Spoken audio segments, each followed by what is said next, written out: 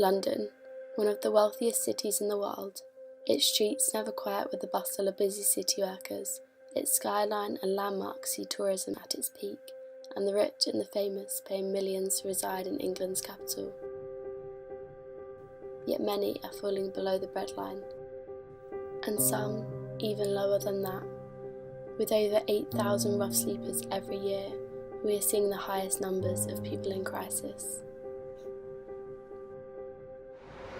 I became homeless about a year and a half ago, just about.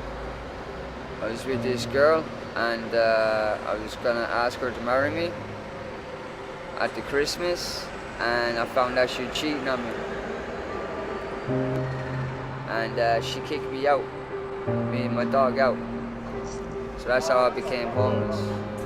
My situation is attributable to the British government not having any integrity and not providing any housing. So I've come from America to be told that there is no housing for me.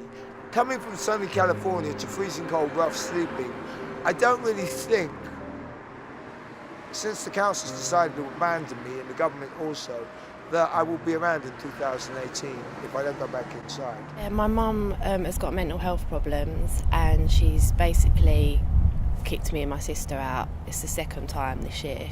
We did go back, but yeah, she's not very stable at the moment, so we've ended up both homeless. I ended up here because I went off travelling on a double-decker bus when I was 15 and went to a lot of festivals and got heavily into taking party drugs, if you like, and then ended up smuggling drugs, and the more drugs that I got involved with, the more messed up I got, and then ended up trying to get myself sorted, and now I'm on methadone and nowhere to live with no identification to even prove who I am, really. I was born in New Zealand, but I was only there for like 8 months, and because I have a New Zealand birth certificate, it kind of makes things difficult. How long have you been on the streets for? On and off, I'd say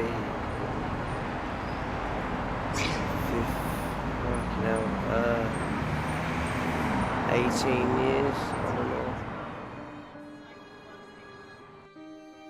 There are many, many others like Paul, and as Natalie from the Cardinal Hume Centre will explain, there just isn't enough housing out there for the thousands in need.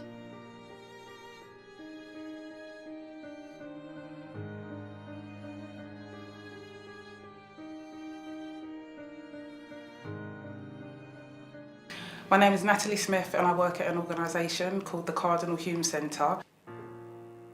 We're a Westminster-based agency, and we work with homelessness to give them skills so that they can move out of the cycle of poverty. The centre's been open since 1986. Our founder's Cardinal Basil Hume, and the main reason why he opened the centre is because he noted all the homeless people on the streets, mainly young people actually at that time. So what happened was he decided to build the centre as a response. So my role here at the moment is a housing advisor. So I can do anything from giving housing advice, challenging homeless decisions, or if there's a repair issue, I can deal with that. So it's quite a vast role. But I mean, my main role is prevention, homelessness prevention, and working with families. Well, what the Cardinal Hume Centre does, we try to give people the skills they need to come out of the cycle of poverty. So we have an education and learning department here. So for example, if we have a refugee that comes and they can't speak English, we will offer them ESOL classes, which is English for speakers of other languages. This will help them with their basic English, giving them a step closer to finding work. We also have an employment team for people who might be work ready or might need help with the CV or finding education, and it's just trying to break them out of this cycle of poverty. So that's our employment centre and learning centre. We also offer advice. So like I said, I'm a housing advisor. If somebody's going to become homeless because of rent arrears, I can advocate on their behalf. And as well as that, we've got a surgery attached to the centre. So and of course our residential projects. Just like Natalie, there are others trying to do their bit for homelessness. I'm Tim Foster. I'm head of Being Awesome at the Yummy Pub Company. self-made title, but I own Yummy. We have 6 pubs, 4 in London, 1 in Surrey and 1 in Kent, and we've been trading for just over 10 years. Explain to me a bit about what Yummy Plus does with homeless people. We work in partnership with New Horizons Youth Centre, which is next door to Summersound Coffee House, which is our 3rd site. We met Sheila, who runs New Horizons. I said, did they have any way of the kids getting into work? We'd done some stuff with autistic children a couple of years before at the Wild, put them into the kitchens, and realised that actually it's quite difficult to get into work if you don't actually know what you have to do. So we learned that with the autistic school, and I said to Sheila, had they got a programme where they could get people into work, because they had showers there, nurses to help them, that kind of stuff. And they hadn't really done anything from the recruitment side. Lots of construction work. So they had opportunity of going into construction, but nothing else really. We offered to take them, any of the kids that were coming through that showed ability to want to work. Ultimately, when I look back, I want to have what we've done and the impact that we've made to people's lives, because we own beautiful pubs, but they're just beautiful pubs without the people inside them. And the guys from next door bring something really special to the company. So they bring a real understanding around the rest of our team. People are really proud to help. It's not just coming to work. We just do what we can do because it works for us. And we can really genuinely change the lives of the kids that we've got coming into the business. It is great to see these charities and companies trying to help rough sleepers, but ultimately, has the situation gone too far? I don't know if there's a cure to homelessness in London. I think it's such a slow process because it's taken so long. Well, it's not taken so long. I think there's always been issues with homelessness, probably throughout the years, but I think what needs to happen is it's got to be from the top, really. Government policy needs to change and filter down to grassroots. That's what we really need. I think people end up on the streets. At the moment, it's a lot to do with miseducation. I think a lot of young people, for example, there might be a lot of relationship breakdowns with their family and they get evicted from home, and I just don't think families or the young people realise how difficult it is to find secure accommodation. I think a lot of people feel that there's social housing out there, council housing, which there isn't. It's really decreased. I think people will always run away from home, and I think people will always have really difficult situations. People need to change their attitude, people need to be educated, and I think there needs to be more of a community spirit about doing something more. This man walking by could wind up on the street tomorrow, he don't know. This man could wind up on the street tomorrow, he don't know.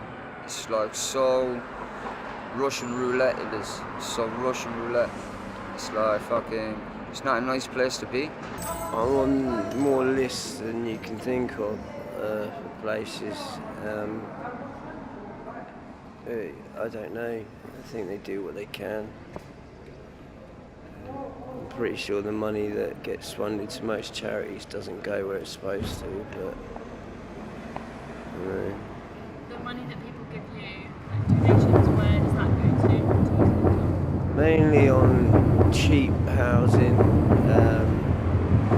I buy a few beers, tobacco, just things to kind of numb my existence, really. It's horrible, especially because I've got my younger sister with me. Like, she's 22, but she looks about 15, and the thought of her being out, I don't worry about myself too much, but yeah, the thought of her being out is horrible. People that are on the street that ask for money, they don't like to ask for money. I don't like to ask for money, you know, but the people that help you out giving you the money realise that you need the help. To ask for money is very demoralising, very degrading, but you have to do it. You have to do it to survive. Simple as that.